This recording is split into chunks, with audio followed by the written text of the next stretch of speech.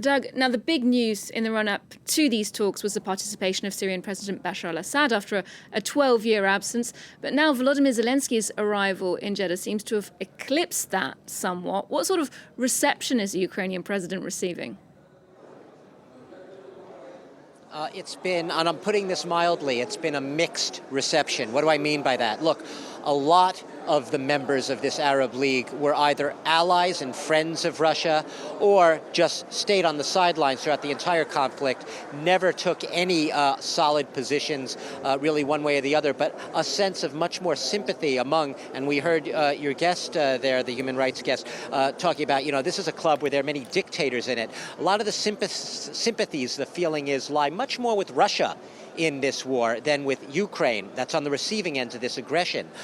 So when I say that Zelensky got a mixed reception, what do I mean? Well, in the opening remarks, everything seemed to go fine. Mohammed bin Salman, who is the summit host, who's the one who extended this invitation, actually welcomed Zelensky to the summit before he even welcomed Bashar Assad. A delicate balancing act there, but, at least he sort of put Zelensky right out there front and center. But you had several other summit members who have been less than content with Zelensky's presence in this room, this sudden eruption, if you will, into what was supposed to be their sort of, party welcoming back Bashar Assad into their fold. So you had the Egyptian president, a man who's a dictator, let's say it like it is, Sisi, basically looking frankly disgusted while Zelensky was speaking. And let's not forget, there were reports several months back that Egypt's president had actually given an order, now this is a report that he denied, but had given an order for Egypt to ramp up its production of weaponry to deliver to Russia. So his clear sympathies have lied with Vladimir Putin in this conflict, and he's not alone. There are other countries such as Algeria, which didn't want to come to this summit because Zelensky, they heard, was going to be here. So if you had to sort of draw the line on a scale of 1 to 10, where sympathies lie with Zelensky in this Arab League, with 10 being absolute enthusiastic fans of the man, I would say it's about 3 or 4, pretty low on the scale. And you can even hear that in Zelensky's own opening address to the summit, where he basically said to him, pretty bluntly, said to his audience, I know a lot of you do not have different points of view. I know a lot of you have been on other sides of this conflict and have always not even wanted to call it a war against Ukraine. So he was very cognizant of the fact that he was speaking to say the least, a skeptical audience in this Arab League.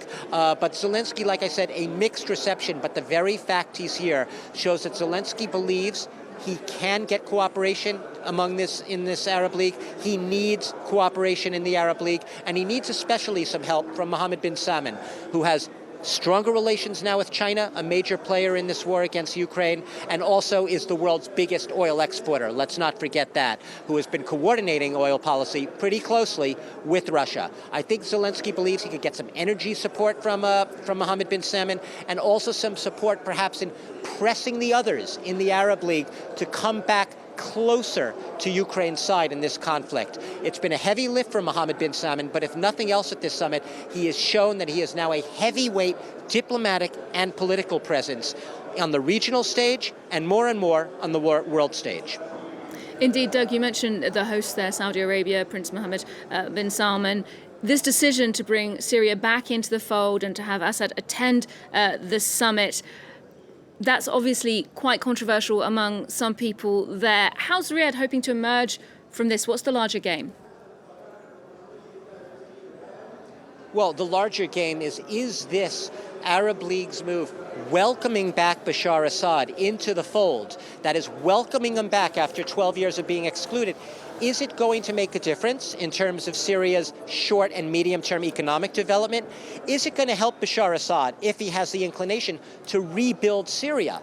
Let's not forget, Syria is a country devastated by war. It is a country in ruins. The problem for the time being is that even if the Arab League is welcoming him back into the fold, the Western world, almost all of the Western community, the US and Europe, still have very heavy sanctions on Syria, sanctions that they do not intend to lift anytime soon. The United States has been clear. It sees this move to welcome Bashar Assad back in from the cold as an abomination. It has not wanted to touch this summit with a 10-foot pole. It has let the Arab League do as it wants, but it doesn't have high expectations that this is going to reap great rewards, geopolitical rewards, or rewards even for the people of Syria who've been displaced, dispossessed, and in the case of 500,000 of them, killed in this 12-year civil war.